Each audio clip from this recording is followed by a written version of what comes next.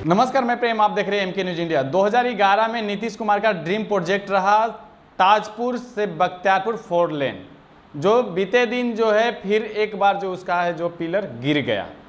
इसी मुद्दे पर हमारे साथ बात करने के लिए निहोरा प्रसाद जी हैं।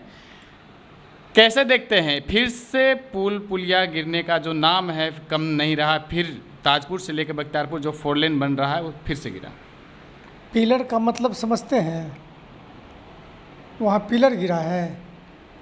क्या गिरा? आरओई पर जो स्पेन था जिसका कास्टिंग भी नहीं हुआ था और बरसात के चलते छरों में जंग लग गया था, वो उसको बेरिंग से हटाने की कोशिश हो रही थी ठीक करने के लिए, तो तकनीकी मिस्टेक हुआ है। इसमें न पुल टूटा है, न बांध टूटा है, पिलर टूटा है। ये सब असत्य बात है भाई। तकनीकी मिस्टेक हुआ है वो अलग बात है, लेकिन वो तो कास्टिंग ही नहीं हुआ था। गिरा पुल कहाँ? स्पेन गिरा है, उसे गिराया गया है। स्पेन गिरा गया नहीं तो मैंने कहा कि जो कास्टिंग हुआ ही नहीं था स्पेन में, जिसके चलते जंग लग गया बरसात के दिनों में, उसको बेरिंग से हटाकर ठीक करने की कोशिश की जा रही थी। उसी में तकनीकी मिस्टेक हुआ है। मीडिया को दूर रखा गया, उसे कवर करने से मना कर दिया गया। क्यों?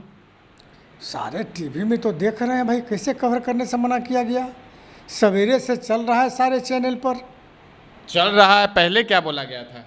नहीं, क्या बोला गया था आप बताइए, हम थोड़े वहाँ थे। पेपर में लिखा हुआ है तो मना कर रहे हैं कि जितने भी मीडिया उनको दूर रखे। तो पेपर में लिखा हुआ है उसको सच्चाई मानिए आप। क्यों मीडिया को दूर रखेगा भाई?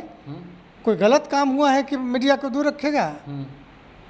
सब प्रचार प्रसार गलत तरीके से होता है।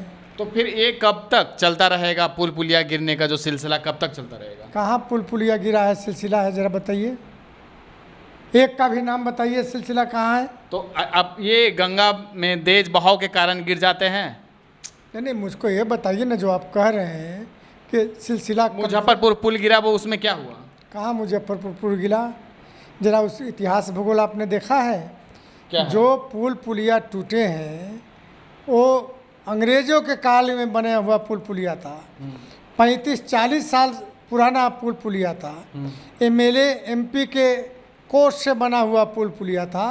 वैसे टूटे हैं। जो सरकार बनाई है या बना रही है वैसे नहीं टूटे हैं।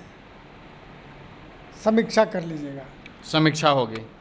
तो नवादा वाले कांड में जो जीतनराम मांझी बोले हैं कि यादव RJD का जो नाम आया सामने, उस पर क्या कहेंगे? अब तो उन्हीं से पूछिए ना, उन्हीं से पूछिए कि कितने यादव थे, कितने कौन जातियां थे। हम किसका बड़े नेता हैं उनके कैसे हम जवाब दे सकते हैं? यादव था उसमें मारने वाला, वो कौन पासवान था? अरे गलत बयानी करने से इतने बड़े नेता को बचना चाहिए। कांग्रेस की तरफ से एक बयान आया है नवादा वाले पे कि सप्ताह दिन के अंदर जो है सत्ता में रहे लोग, उनको जो है रहने का एक जो समुचित व्यवस्था करें, खाने पीने का व्यवस्था करें, नहीं तो 1 सप्ताह के बाद जो है कांग्रेस अपने फंड से उसे जगह देगी। अच्छा, हाँ भाई, उसके पास पैसा तो था है ना, उनको नहीं मालूम है। स्पॉट पर तो गए नहीं है। अखिलेश सिंह बोले हैं, अखिलेश सिंह गए भी। अरे अखिलेश सिंह गए तो वहाँ राहत खाने का मिल रहा है कि नहीं? ये नहीं अखिलेश सिंह के रहने का व्यवस्था टेम्पोररी किया गया कि नहीं? अब परमानेंट भी करने की बात है। तो अब अखिलेश सिंह किन आँखों से देखा है हम नहीं जानते हैं। हम तो इतना जानते हैं कि खाने का व्यवस्था, उनको रहने का टेम्पोररी व्यवस्था और परमानेंट व्यवस्था पर भी सोच रही है सरकार।